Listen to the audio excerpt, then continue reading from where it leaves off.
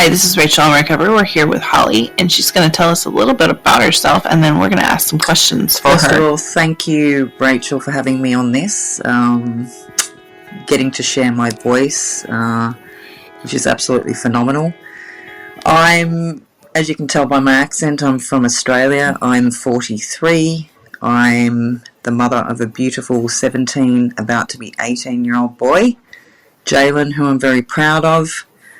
I grew up in Sydney. I was born in Sydney, eastern suburbs girl, so think of Bondi, Coogee, that type of area.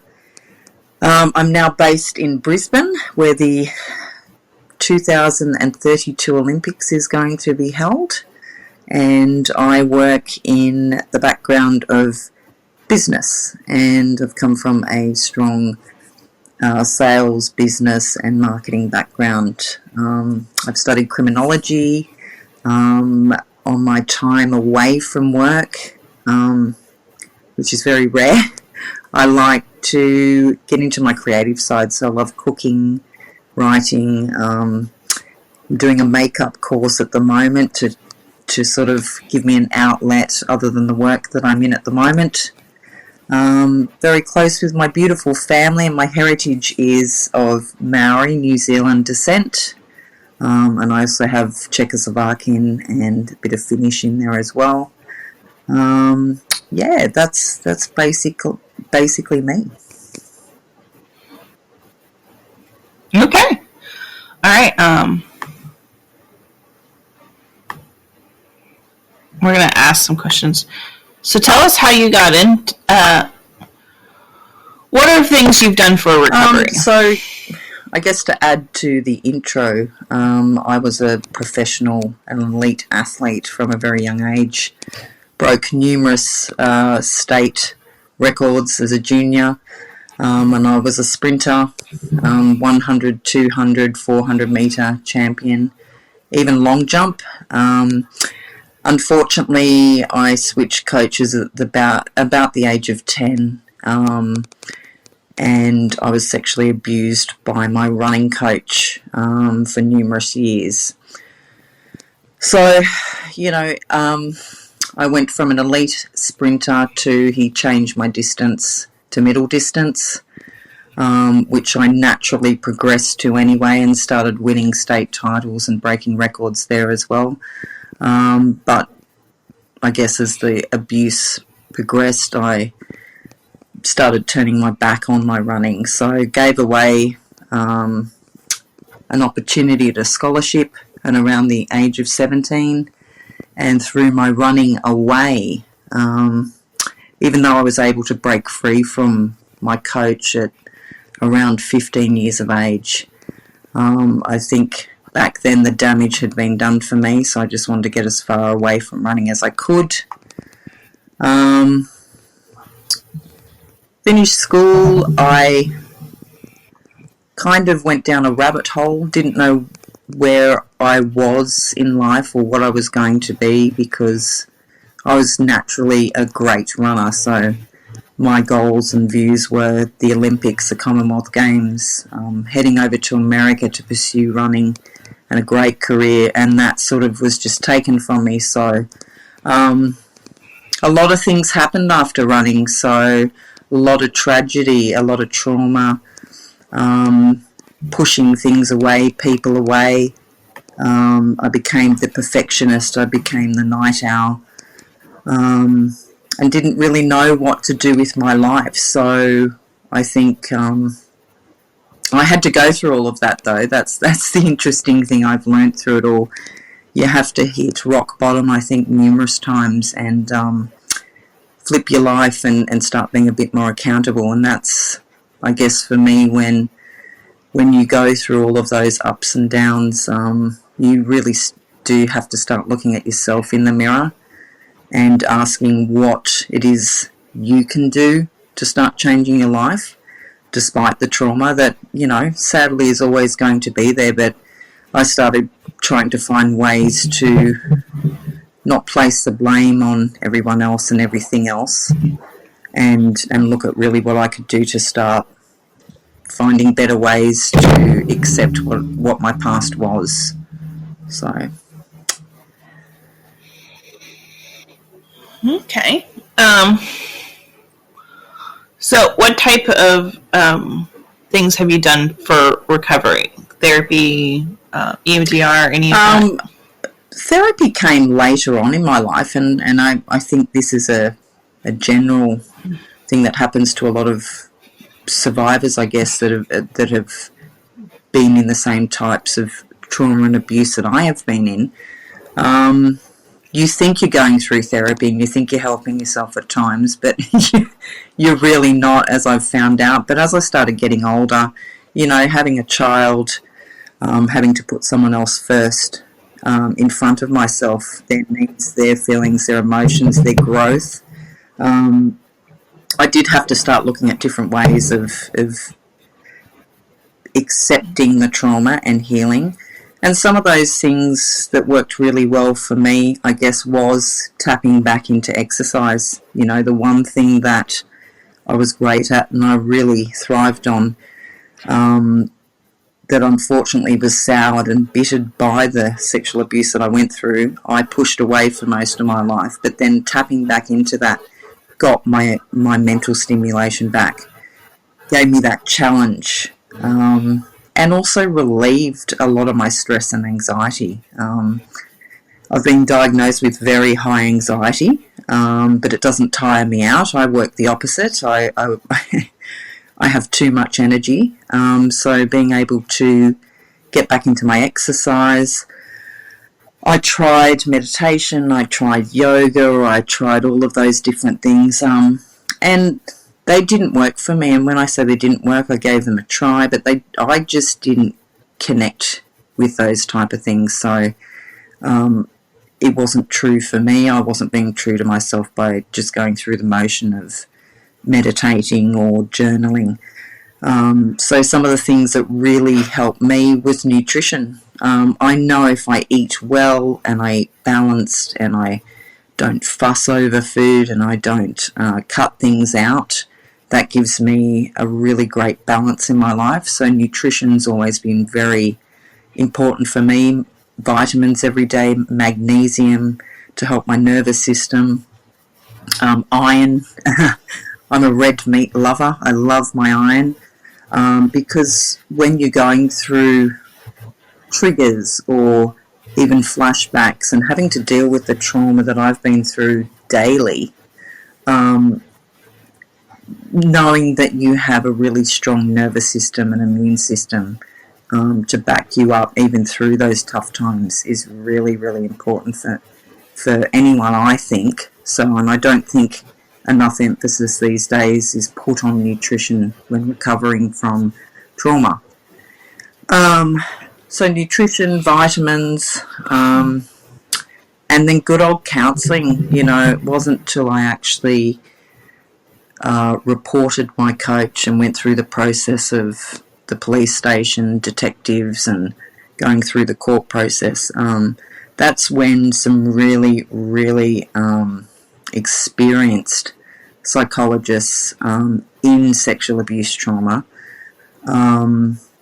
were there to support me, and we're so lucky here in Australia that that system is free and it is there to help people like myself and anyone else that has been through child sexual assault and abuse, who are now adults having to deal with it. So having the professional help that I did with an experienced sexual abuse counsellor, that has been absolutely phenomenal for me, because it's not always sexually associated. A lot of people from the outside looking in think that people like myself have to deal with the flashbacks and the sexual, physical component of it. But, this really affects the way you eat, the way you dress, the way you walk, the way you work, the way you parent, the way you are as a partner and as a child. So having someone that's an expert in that area has been great for me, because it's made me look at myself in a different light, accept things that I can't change, and sometimes they're things that are just so not related to, as I said, the physical side of sexual abuse. So, having a counsellor make me feel a bit better about the fact that I use, nearly 2 litres of laundry detergent in my washing machine because I have triggers with smells and scents and I want to get my clothes extra clean, has made the world of difference to me. And being able to recognise that isn't normal behaviour, but in a supportive way. So, yeah, experts in psychology, psychiatry, that's been fantastic for me. And even the detective that I got to work with, they're fantastic for the legal side of things and the justice side of things, but just the knowledge that they've been able to give me throughout the process and the support has been phenomenal, and especially to people that have to watch me go through that process, like my parents, my family. Yeah. Well, did you actually get any justice? And that's a really tricky question too, Rachel, because it was a 5-year battle. The court process was very harrowing. But I think sometimes, people go into reporting or even the court process with this whole beautiful notion of closure. Did it give me closure? No, it gave me a voice that was finally heard, that I'd hidden and suppressed for so long. But on a positive note, it gave me a foundation to start fixing my life and working on myself without holding a grudge, without carrying the hurt in everything I do and the blame and the anger. So there was justice in that sense. We were very lucky. I, had, a detective who was not just supportive of me and my family, but really got the best out of me in terms of, not leading me on, letting me tell my story. And my story was enough, and that's one thing I can't emphasise enough. I hear so many other victims out there that have been through what I have and they can't remember things or they don't have the evidence. We were very lucky. We did some phone calls with the predator after 30 years, and he opened up and he admitted to a lot of things, and it was shocking to hear, even though I knew it was the truth and he knew it was the truth, but to have someone actually that's hurt you in an unbelievable way acknowledge what they've done in a sense of agreeing to everything that was put forward to him on the table.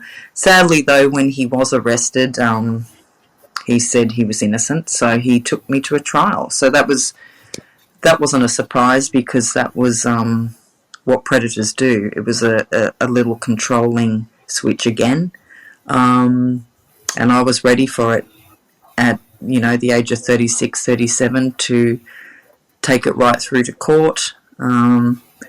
Court was tough, but having said that,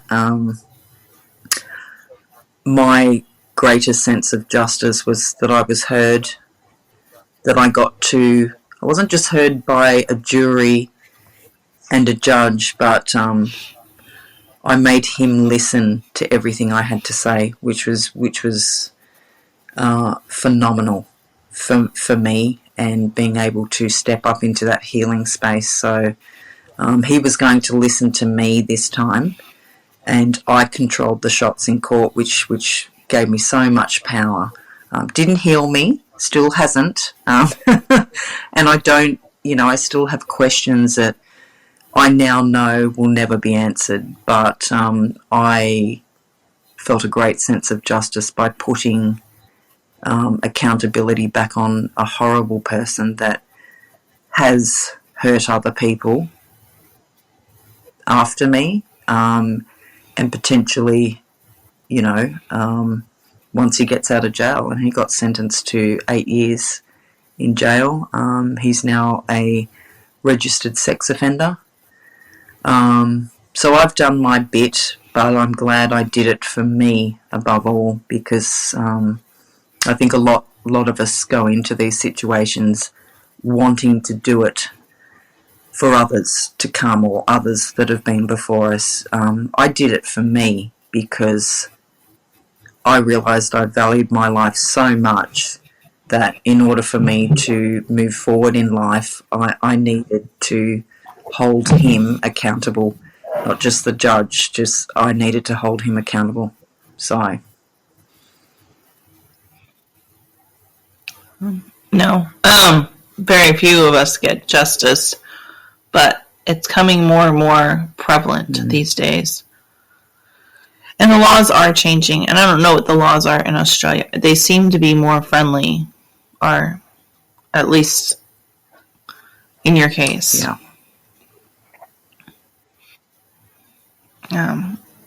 A lot of our laws tend to protect the predators more than we want to admit.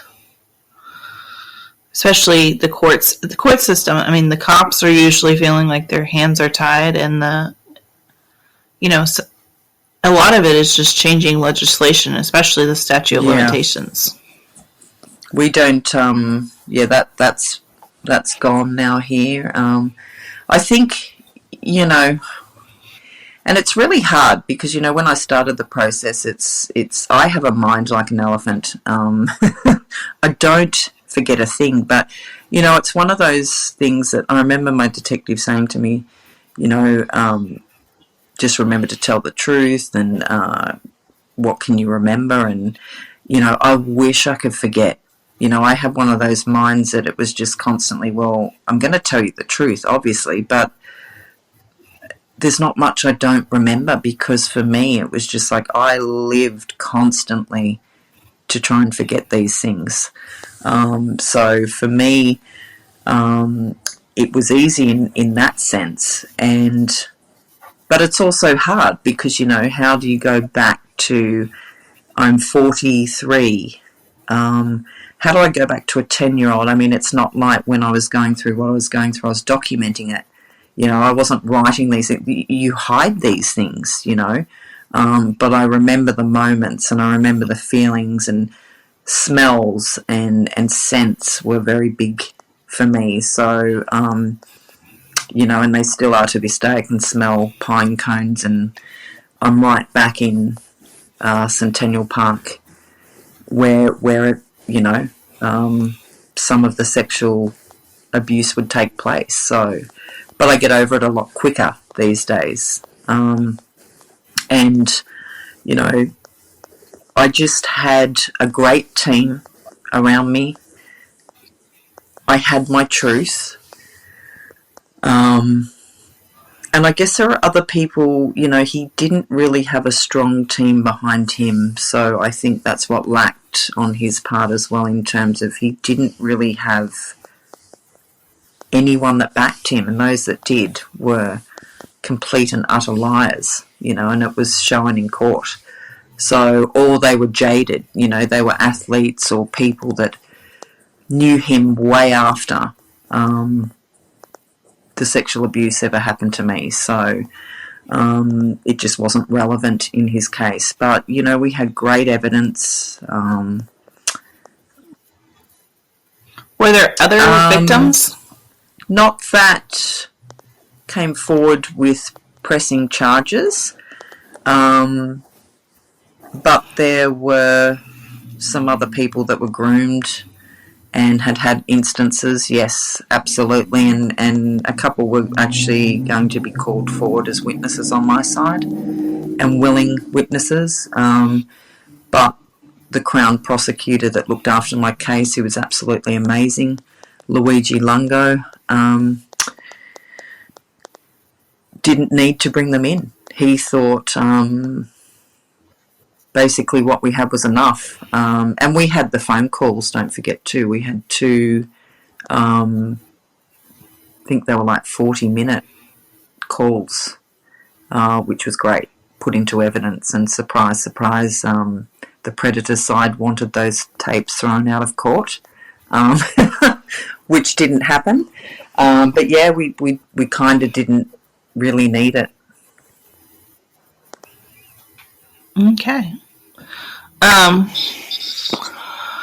What was the catalyst that started, like, what triggered your healing recovery? Like, you realized you needed to do something. I think for me, the day I chose to go and report what had happened to me, I'd attempted many years prior and then just sort of didn't feel like I was ready to go ahead, because I knew what it was going to do. It was going to open up a can of worms. So I came back, and it was Mother's Day, and I had a beautiful lunch with my mum and my son. And I just remember going back to my parents' place, and then I just said, "Mum, there's something I've got to do. I'll be back soon." And I went and reported what had happened to the Kogarah Police Station. And I think what led me there was, I'd had a really great day, and I remember looking at my son and just thinking, Jay was 11 at the time, and that was the age it started happening to me. And I remember just thinking, if anyone ever touched a hair on his head, or any child for that matter, I just remember that's when I needed to step up. But also, I'd hit so many roadblocks in life. I was so fiercely independent. And you get tired of being alone, in the sense of you want someone by your side and someone to help you, and even whether it's your parents or friends or a partner. But then as soon as they get close, you push them away. And I was sick of the blame game, blaming everyone. The anger. I could attach anger to absolutely everything. And it was also misguided, the anger, the anxiety, the blaming. But just feeling like I didn't matter or didn't fit in, even though I was working so hard to prop myself up and everyone else up around me. It becomes tiresome, So for me, it was a beautiful Mother's Day lunch that made me realise that, hey, there's more of this beauty out there, and feeling good and feeling loved and supported. So do you want more of this in your life, Holly, or do you want to keep pushing people away and feeling alone? So that's when I decided to do something about it. And the funny thing is that it was nerve-wracking and it was terrifying, but I did actually walk away from my initial first chat with the detectives like I was slowly lifting a brick off my shoulder. I was telling the truth, and this is the thing, I've always told the truth, but where I have to be really honest with myself is that I've hidden a lot of this stuff for many years, so that, in my eyes, I've been quite dishonest, living a quite dishonest life, because I've been trying to shield others and hide myself from all this stuff that I've been through. So that was great to finally get it off my chest, but at the same time, I, walked out of the police station thinking, shit, I've just put another 20 bricks on my shoulders, because it's real now, and there's no stopping this time. I'm going full steam ahead, and I think that was a bit of the athlete in me going, you've just got to, you've been training, preparing for this all your life, Hole, so just, it's going to be tough, it's going to hurt, but just keep going, because there's going to be a finish line. And the finish line was him getting sentenced, and a jury backing me 100% with all of the charges and things like that. So, but not the finished life to living with trauma and continually working on myself. So, and that's a realization you come to after, years after court, that shit, I've still got to work on myself. There's no magic, there's no magic fairy tale ending, but doesn't mean it has to be doom and gloom either. So, that's basically when I decided to change and step up for Holly Ivy more. Fair enough. What do you wish you would have known at the start of your healing journey?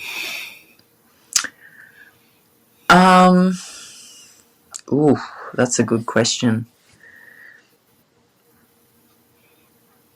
I think that I could have done it a lot sooner. It's going to be tough any time you decide to take that plunge, I guess. But yeah, I could have done it a lot sooner. I wish that I'd spoken to my parents sooner, maybe as a teen or as a child rather than an adult, and to have them be so utterly broken by the process and everything that I've been through, and continually blaming themselves, but having this absolutely magical support and love for me no matter what. That was sad, and I wish I could have gone back and done it a lot earlier. I wish I had trusted myself a little bit more. Now I look back on what I've actually been through and how far I've come, with a lot further to go, obviously. But I wish I'd trusted myself a little bit more. Yeah, and if I trusted myself a little bit more, I think that opens the door to valuing myself a little bit more. I wish I could have done it a lot sooner, because it would have saved a lot of pain and hurt and anger, I think. But, we do it when we're ready, and we do it when we think it's right. And even if it's not right, the main thing is that the attempt, the idea to progress forward and finding ways to accept and deal with the trauma that you've been through, I think is just a bonus. And you just get back up and you try it again. But yeah, for me, it would definitely be, I wish I'd done it a lot sooner. And I wish I'd done it a lot sooner, not just for myself, as I've previously talked about, but for other people. I think that's always weighed very heavily on my mind. Who else did he do it to? Did he do it to other people after me? I'm sure there were people way before me, and as I now know, there were people after me, and I hold a lot of guilt with that, but that was my decision and my choice to keep what he did to me to myself, even though it wasn't very healthy and productive to live a life like that, alone and isolated in my pain and what I'd been through. But I did it to try and protect other people as well, especially people like my family, and who I now look back on and just think, God, they would have been there for me 30 years ago if I'd mentioned it, exactly how they are now. So, but it is.